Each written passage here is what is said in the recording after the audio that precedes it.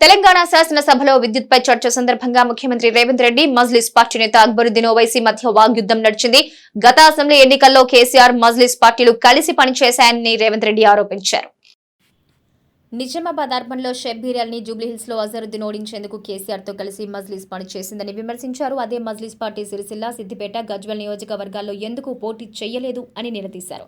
కానీ తమ party Congress minority ముఖ్యమంత్రులను minority రాష్ట్రపతులను చేసిందని వ్యాఖ్యానించారు.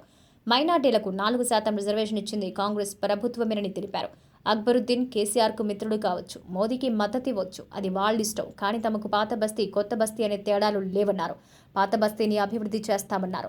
మజ్లిస్, బీఆర్ఎస్ మిత్రపక్షాలని కేసీఆర్ పలుమార్లు చెప్పారని గుర్తు చేశారు. అక్బరుద్దీన్ ఎంతసేపు మాట్లాడినా ఇబ్బంది లేదని, ఆయన 6 సార్లు గెలిచారని, అందుకే ప్రొటెం స్పీకర్గా అవకాశం ఇచ్చామని రేవంత్ రెడ్డి చెప్పారు. మజ్లిస్ పార్టీ కేసీఆర్ను రక్షించేందుకు ప్రయత్నం చేస్తోందని విమర్శించారు. మాజీ మంత్రి జగదీష్ రెడ్డి కోసమేమో కరెంటు కోసం ఆందోళనలు జరగటం లేదని చెబుతున్నారని విమర్శించారు. అక్బరుద్దీన్ ముస్లింలందరికీ నాయకుడు కాదని, ఆయన కేవలం మజ్లిస్ పార్టీకి మాత్రమే నాయకుడని చురకంటించారు. सर, एक नया मेंबर, इतना सीनियर मेंबर नया बनाए सो सरकार के खिलाफ आवाज उठाए तो वो ये मांगा कि 10 साल पिछले please please please please please please please please give me no no no no mister mister please mister Akbaruddin Owaisi No, no, no. Definitely you will get mic. You can. No, no, no. Definitely you will get mic. You can put your argument. I'm not going to. No, no. Speaker sir, Akbaruddin Owaisi ji जितने बार बोले, जितने minute बोले, हम कुछ नहीं कहा, मगर ये कोई तरीका नहीं है. स्पीकर सर,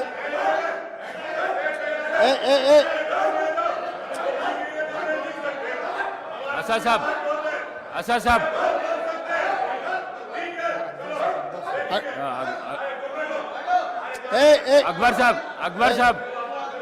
अकबर साहब स्पीकर सर बैठिए बैठिए, आपको माइक देता हूं. स्पीकर सर बैठिए. इतना नहीं सर. स्पीकर सर, अकबर साहब ने 6 बार चुनाव लड़के 6 बार चुन के आए. इसीलिए हमारे सरकार मेजॉरिटी मिलते ही अकबरुद्दीन ओवैसी जी को हम प्रोटेम स्पीकर बनाए. हम जितना उनको, वो पार्टी को, माइनॉरिटी को जितना मौका देना है हम कोशिश किए. ये 1 minute. Yes, because of your seniority. This is not any out of turn quota. We have respected your seniority and your experience. That is what I wanted to clarify. At the same time, he has to respect colleague member. He is also, no, seniority doesn't get any extraordinary powers. Seniority or juniority or first time or 10th time member, her member के लिए एक ही तरह के हक होते हैं. आपके अध्यक्ष में जितने भी 119 मेंबर्स है, हर मेंबर के लिए एक ही तरीका का यहाँ पर मौका मिलना चाहिए, एक्सप्रेस करने के लिए मौका देना चाहिए. अगर कोई नया मेंबर कुछ मुद्दा उठाए तो सीनियर मेंबर सब्र करके उनको जवाब दिए तो ठीक रहेंगे, तब वो कुछ सीखने के भी एक मौका मिलेंगे. क्योंकि ये सभा में 57 न्यू मेंबर्स चुनाव लड़के जीत के आए. जैसा अकबरुद्दीन ओवैसी साहब को लोग चुने, डॉक्टर कवमपल्ली सत्यनारायण को भी लोग चुन के यहाँ भेजे.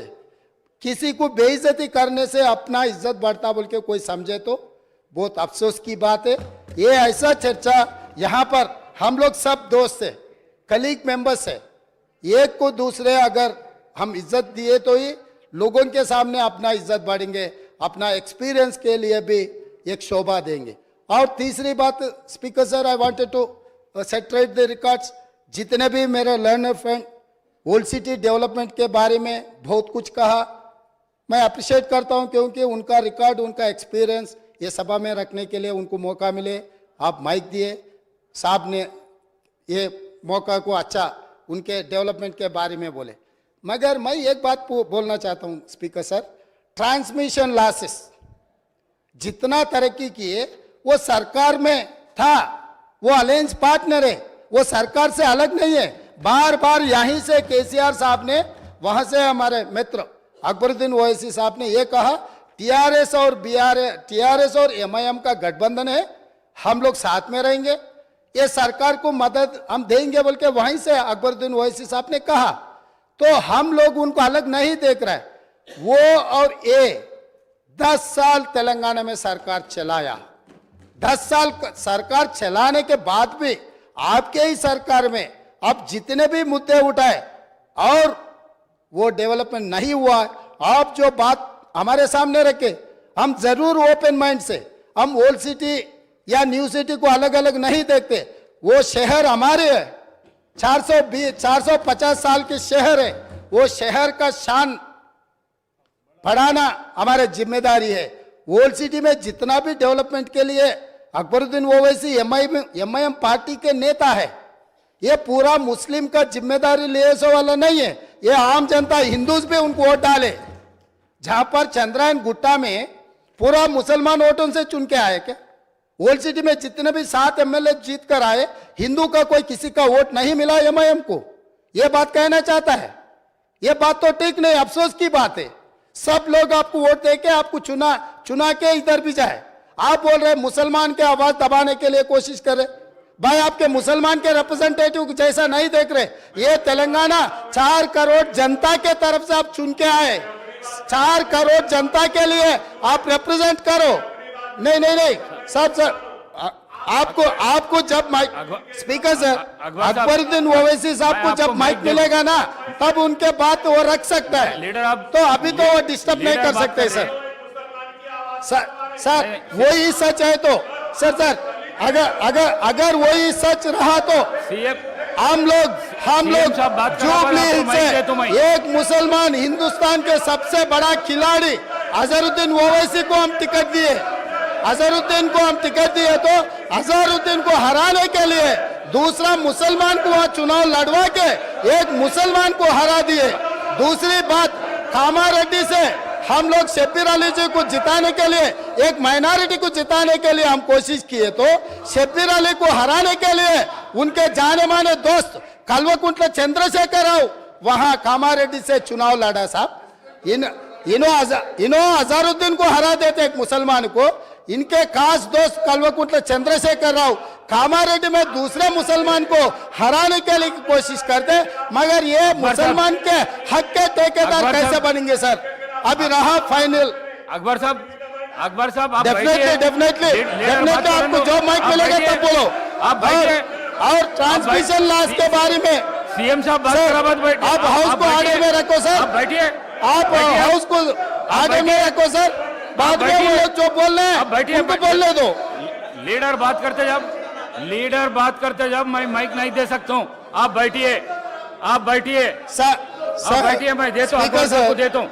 आप अकबर साहब को देता हूँ, बैठिए आप।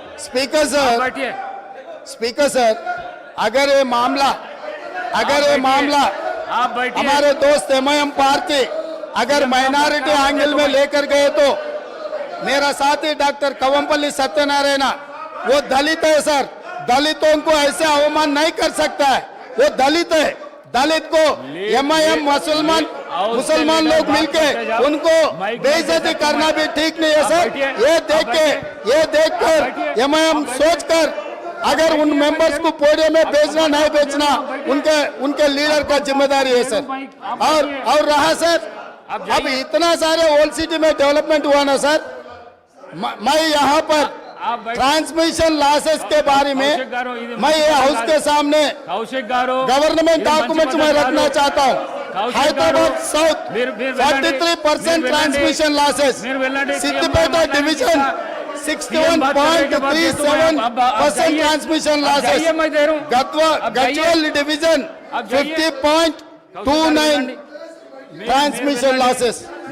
స్పీకర్ సార్, విద్యుత్ సరఫరాలో బిల్లుల వసూలులో ఈ రోజు హరీష్ రావు గారు బాధ్యత వహిస్తున్న సిద్దిపేటలో 61.37% అధ్యక్ష, గజ్వెల్ మాజీ ముఖ్యమంత్రి గారు ప్రాతినిధ్యం వహిస్తున్న శాసనసభ నియోజకవర్గంలో 50.29 ట్రాన్స్మిషన్ లాసెస్ ఇప్పటి వరకు सीएम साहब అక్బరుద్దీన్ ఓవైసీ గారు ఏదైతే చెప్తున్నారో హైదరాబాద్ సౌత్ నుంచి 43% ట్రాన్స్మిషన్ లాసెస్ ఈ రాష్ట్రంలో అత్యధికంగా విద్యుత్ వినియోగం చేసే దాంట్లో బిల్లులు ఎగవేసిన దాంట్లో మొదటి స్థానం సిద్దిపేట ఉంది, రెండవ స్థానంలో గజ్వేల్ ఉంది, మూడవ స్థానంలో హైదరాబాద్ సౌత్ ఉంది.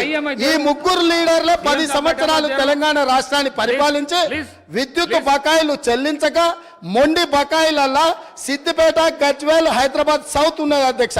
ఈ రోజు మొత్తం విద్యుత్ రంగమే దివాలా తీయడానికి, అప్పుల పాలు కావడానికి ఈ 3 ప్రాంతాల నుంచి బిల్లులు చెల్లించకపోవడం వల్ల ఈ రోజు ఈ పరిస్థితి దాపురించింది. నేను ఇప్పుడు మీ ద్వారా సభ్యులను నేను అడుగుతున్నా అధ్యక్ష, ఇన్ని పెండింగ్ బకాయిలు ఉన్నాయి, ఇంత బాధ్యతతో మాట్లాడినా, ఇంత డేటా తీసుకొని మాట్లాడినా అక్బరుద్దీన్ ఓవైసీ గారు ఎస్ మా ప్రాంతాల నుంచి బిల్లు చెల్లింపులో బకాయిలు ఉన్నాయి, నేను హరీష్ రావు గారు అదేవిధంగా చంద్రశేఖరరావు గారు బాధ్యత తీసుకొని ఈ బిల్లులు చెల్లిస్తామని ఎందుకు ముందుకు రాలేదు సార్? ఇది పద్ధతే సార్? అదేవిధంగా స్పీకర్ సార్ ఇన్ని విషయాలు మాట్లాడినప్పుడు అక్బరుద్దీన్ ఓవైసీ గారు అంతకంటే ముందు జగదీశ్వర్ రెడ్డి గారు మాట్లాడుతూ రాష్ట్రంలో ఎక్కడైనా విద్యుత్ కోతలు ఉన్నాయా, ఏ రైతులైనా రోడ్డు మీదకి వచ్చి ధర్నా చేసిండ్రా, ఏ రైతులైనా విద్యుత్ రావడం లేదని అడిగినరా అని చెప్పి మాజీ మంత్రి జగదీశ్వర్ రెడ్డి గారు మాట్లాడినరు. వారి సమాచారం కోసం నేను చెప్తున్నా స్పీకర్ సార్, కామారెడ్డి ఎక్కడి నుంచి అయితే కేసీఆర్ గారు గెలవాలని వెళ్ళిపోయి ఎన్నికల్లో పోటీ చేసిండో ఆ కామారెడ్డిలో సెప్టెంబర్ 1 తారీఖు నాడు కరెంటు సబ్ స్టేషన్లో ముట్టడి చేసి మొత్తం రైతులు ధర్నా చేసి రోడ్లెక్కి కామారెడ్డిలో నిరసన తెలిపినరు. 24 గంటలు కాదు కదా 10 గంటల విద్యుత్తు కూడా ఇవ్వడం లేదని కామారెడ్డి శాసనసభలో